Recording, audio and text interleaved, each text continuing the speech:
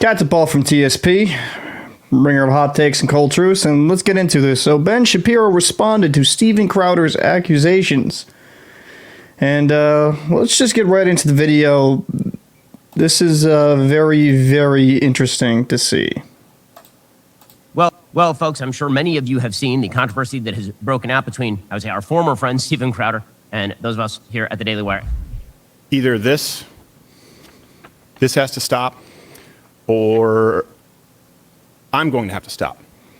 And it makes me sick to my stomach. I know that my business partner, Jeremy Boring, has made him sick to his stomach as well, because we had always considered Steven a friend. I was Steven's first lawyer. I helped negotiate his contract with Fox News, going all the way back. It's got to be at least over a decade. And Steven and I had always been very friendly. I know Jeremy was even friendlier with Steven, had counseled him in very rough times. I had personally attempted to intervene when Steven was demonetized in June 2019 on YouTube. I actually sounded off so loudly that the people at YouTube reached out to me, and Susan Wojcicki, the head of YouTube, got on the phone with me, and I reamed her out over demonetizing Steven. And I'm going to pause it right there, because I think that's kind of a vital thing to say right there. Obviously, with Crowder going and recording someone's conversation, for y'all that don't know about this whole situation, you can kind of look into it, but I'll just kind of give you the shorter version of it. Essentially, Daily Wire offered him, an offer sheet, for the beginning stages of a negotiation. Steven didn't like some of the terms that were within that deal. Steven goes and, makes a website, and this is after his whole debacle with the Blaze, and makes a website called Stop Big Con. And now Steven, in that video where he was saying Stop Big Con, how people need to, work morally correct or morally right within this conservative space, Daily Wire outed it, and you had Jeremy Boring. Long video, it's actually good. I suggest you do watch it, because it breaks down the item sheet section, each individual section. He released every single bit of it. So for transparency's sake, it's a very good video to watch. And then in rebuttal to that, Crowder leaked a phone conversation, and snippets, not even the full, but snippets of a phone conversation to make Jeremy Boring look like very bad. And at least from my perspective, I wouldn't go into a conversation with a friend recording it. So to me, it made Steven Crowder look kind of bad, in my opinion. I'm not saying everything Jeremy said was the perfect thing to say, but when you're in a private conversation, you're going to kind of just say things how they are. But that's just my opinion. Let's keep going with this video. I hope it made a difference. Now, look, I think that Steven is an incredibly talented comedian. I also think that what he is doing to my friend Jeremy Boring right now is one of the most disgusting things I have ever seen in politics. It really is one of the ugliest things I've ever seen. In order to understand what's happening, I think you have to understand a couple of things. So, for those who missed the story, basically, we offered Steven a term sheet, a non-binding term sheet. A non-binding term sheet is exactly what it sounds like. It is a list of terms for a proposed negotiation for a contract. And the negotiation happens, then you come to a final contract. That is what a non-binding term sheet is. And that's the one thing, I'm going to stop this video and say that really quick. It's a term sheet. I think I misspoke, and I think I called it an itemized sheet, but an offer sheet. But it's a term sheet. When you are in negotiations, and I've had to deal with a few different contracts for various different aspects of my life with work and other things, you always ask, both parties always ask for far more than they're ever going to receive. And then you kind of work your way down or work your way up, and you come into a happy middle ground. And then certain companies you're never going to get on board with. So I didn't see that term sheet as something extremely nefarious. It's a jump off point where you can begin to kind of go into negotiations and kind of iron out some of the details. That's at least from my perspective. His agent had solicited us to make him an offer. This is when he was in his closing days with the Blaze. And so we sent him over a non-binding term sheet for $50 million over the course of 4 years, with an additional 2-year option at $25 million. It's a good chunk of change. That is, as it sounds like, a lot of money. But we thought that Steven is worth it, because Steven is, again, an incredibly talented guy with a very, very large following. And if you want to hear the actual terms of the term sheet, all you have to do is go to the description on this particular video, or head on over to YouTube, and you can see my business partner, Jeremy Boring, read the terms word for word. Steven's original video in which he attacked us. So this week, Steven attacked Jeremy Boring and attacked the Daily Wire and suggested that we had essentially offered him an enslavement contract that would have robbed him of all of his freedom and made him subject to the whims of big tech and all the rest of this kind of bull. And it's just not true. Oof. You know he's Jeremy, pissed off when he's unlike swearing. Stephen, read the entire text of the term sheet on the air and goes through it piece by piece and explains exactly how it works. And in short, all the contract says is, we are offering you this gigantic sum of money, and if you start to lose money for the company and for yourself because you lose YouTube, for example, then we both lose money, so you lose some money. Because this is typically how contracts work. And there's nothing out of pocket with that. That's just kind of business. If the company's not going to just give you money, any way, shape, or imagination. Like if you lose money for the company by losing ad revenue, it's going to hit your pocket. They're not just going to pay you your agreed upon salary or just pay you as much money as they can and then have them lose money. That makes no sense. Why would there be any association there if Daily Wire goes into this deal losing money while they have you as an asset or as a talent? That just, in my opinion, doesn't make sense. And this is weird for me because I think Steven Crowder is a good creator. I think he can kind of, for my takes, I can take it or leave it with some of the stuff he does, but I think he's definitely talented. I'm a fan of both of these content creators. The Daily Wire, I know they're more of like a network, but I'm a fan of a lot of the personalities, and I'm a fan of Crowder. I think what he has done is remarkable, kind of starting from the ground up and becoming one of the biggest conservative voices in the country. That being said, I just don't think Crowder's ever really run a business at this scale, and I don't think he understands that they need to be in the black. They can't be in the red. If they're in the red, Daily Wire goes under. And they're one of the biggest conservative networks that we have in the country.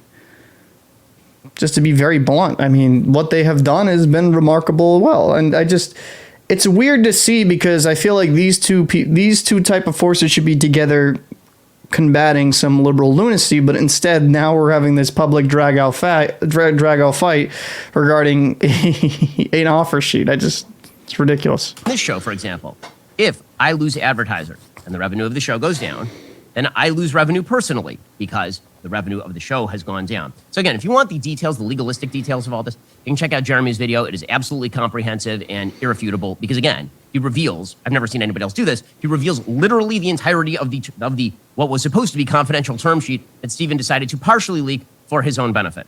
And this is the part that's really ugly. Okay, so the part that's really ugly is the betrayal of friendship.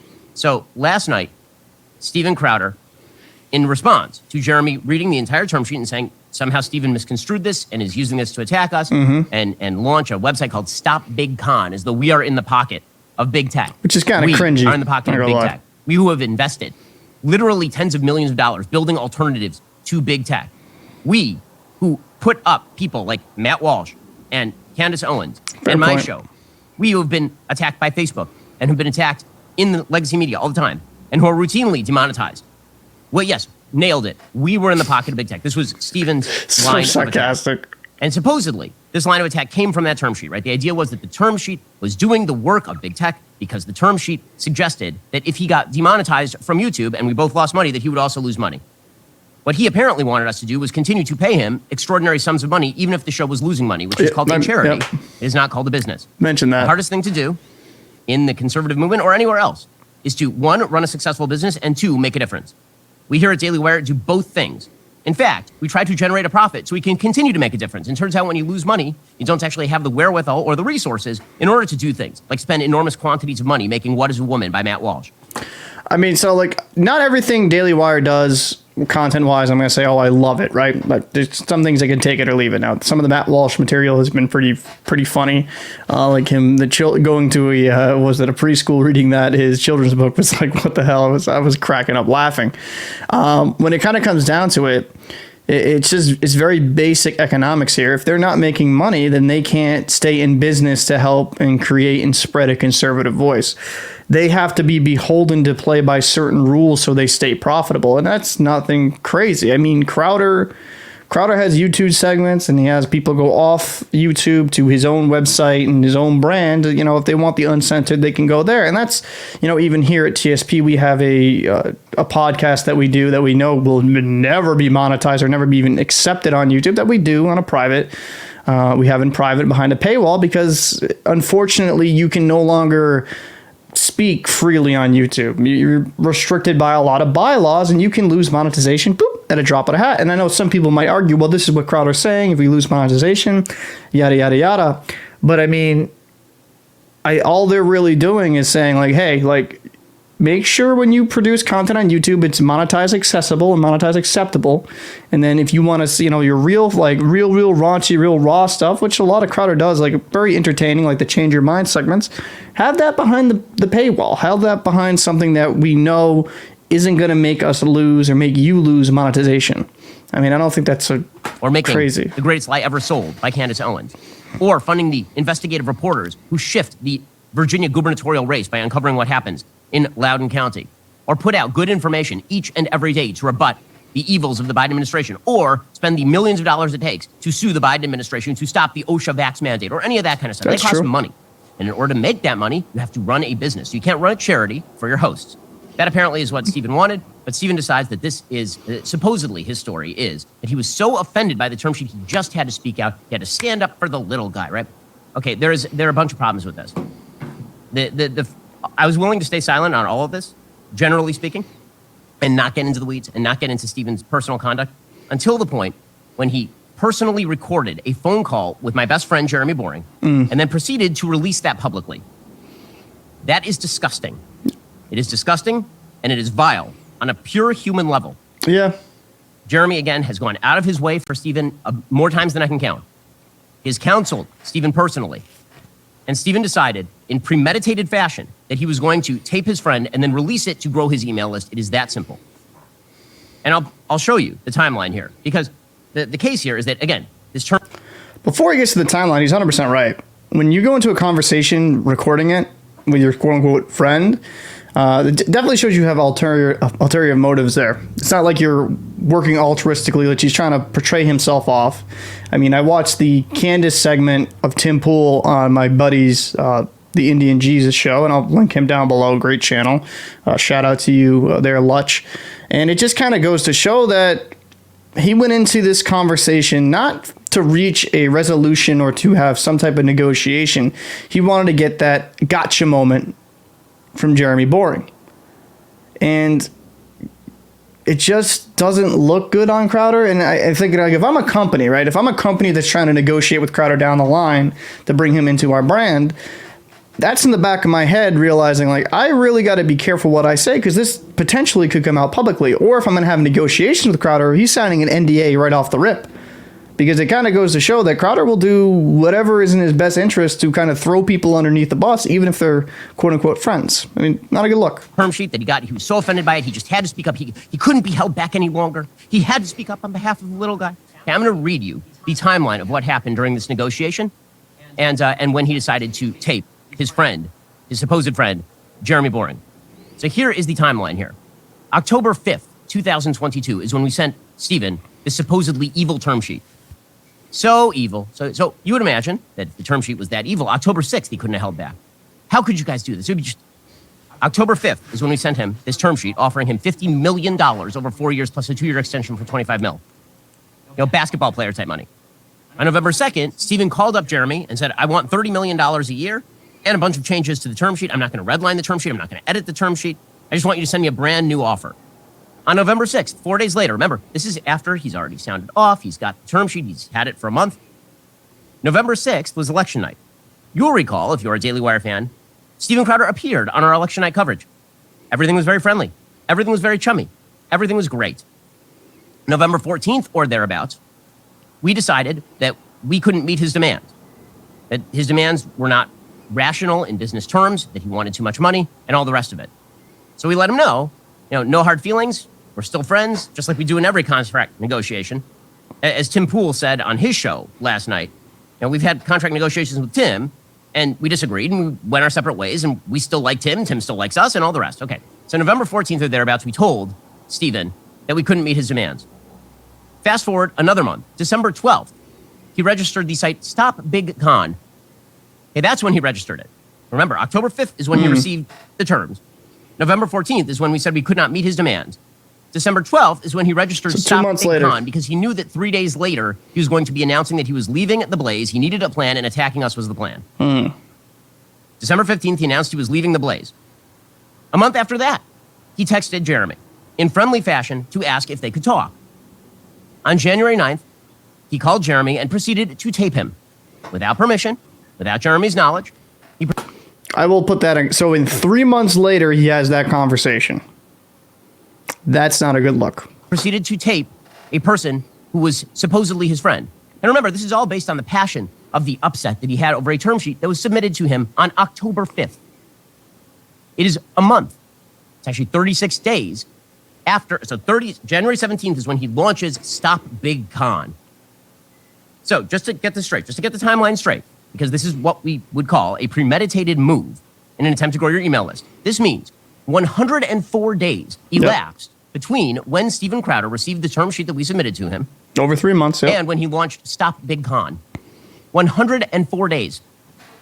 And it means that 36 days elapsed between when he decided to attack Daily Wire and Jeremy by purchasing Stop Big Con and when he called Jeremy to tape him. So that means well over 3 months elapsed, again, between when he received this egregiously evil term sheet, which, by the way, is not egregiously evil. The term sheet is perfectly legitimate. It was the basis for further negotiation. There have been moves on both sides, but there's nothing wrong with saying to a person who produces a show, one, you have to produce a certain number of shows, and if you don't, we're not going to pay you for the shows that you don't produce.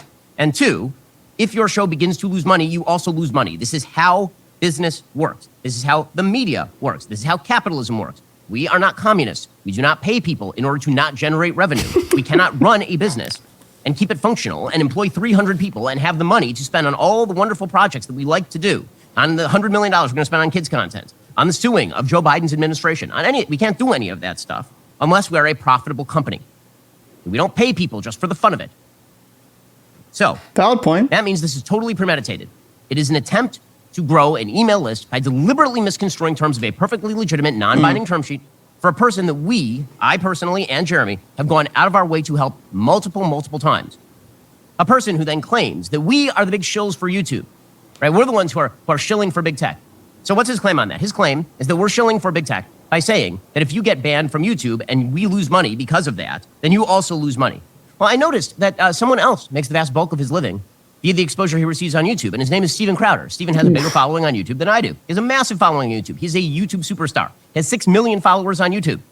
He doesn't want to be banned on YouTube. By the way, he doesn't have to be demonetized in order to continue. The demonetization does not mean that he doesn't indirectly make money on YouTube. The exposure he receives on YouTube allows him to push people to Mug Club.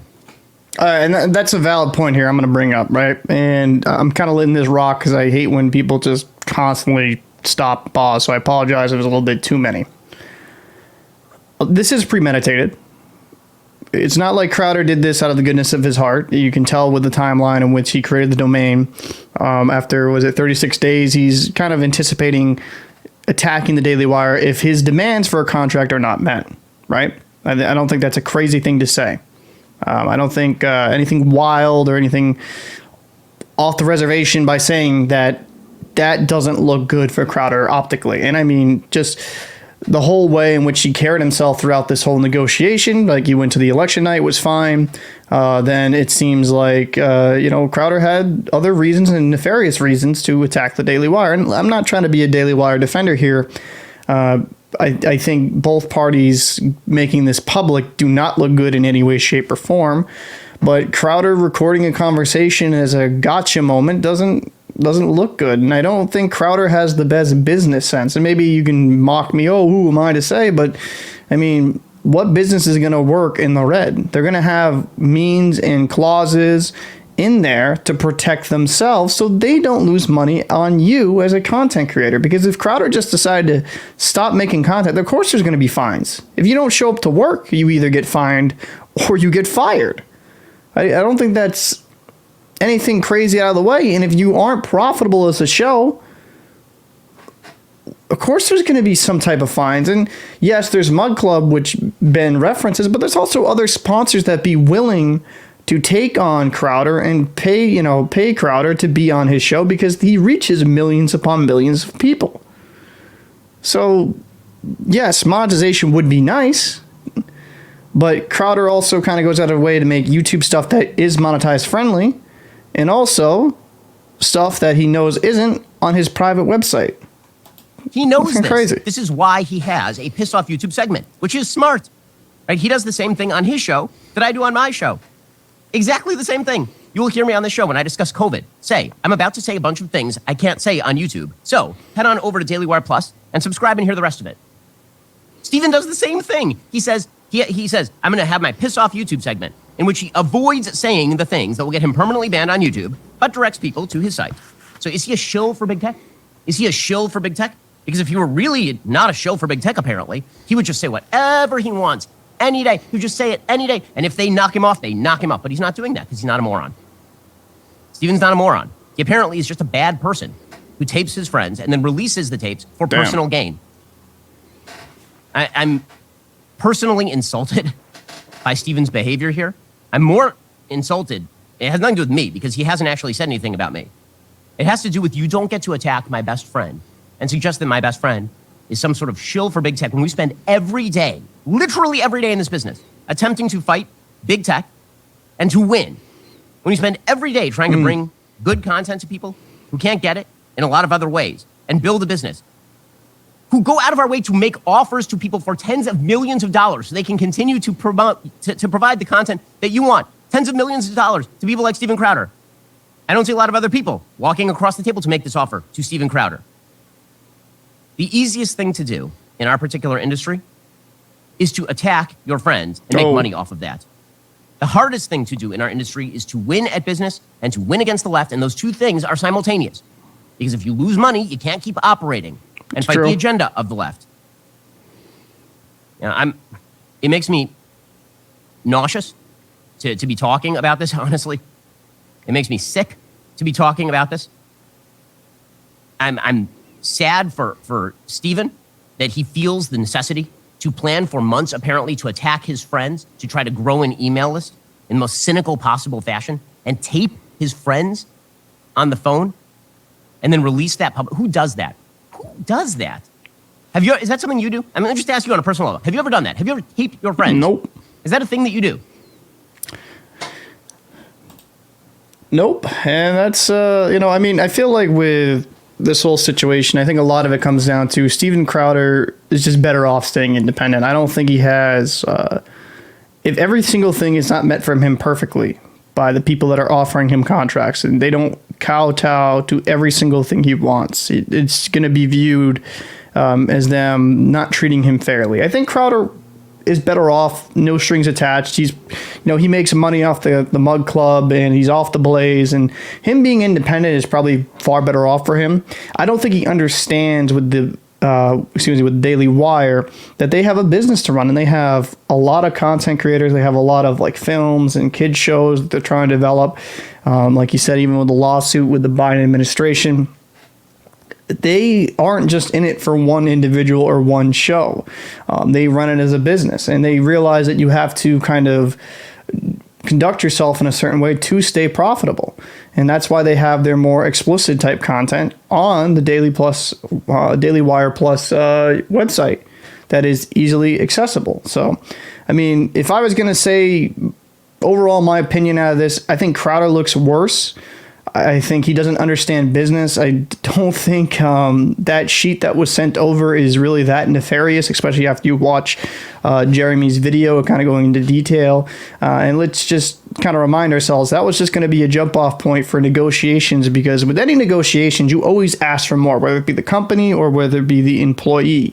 If you are in negotiation practices, you're going to ask for far more. And that's, I mean, like dealing with actually, funny enough, my union had a contract. I don't have the highest opinion of my union, but my union had a contract, and it was a back and forth with the union and the company. And you ask for more, the company asks for more from you, and you just eventually come to a middle ground, and you finally meet in the middle, and something acceptable is agreed upon. And that's just basic negotiations. I'd be interested to know what your opinion is down below. Do you think the Daily Wire's in the wrong? Do you think Steven Crowder's in the wrong? Or do you think they both look bad like I do? So I'm Katz and Paul for TSP. We bring a lot of hot takes and cold truths, and I'll see you in the next video.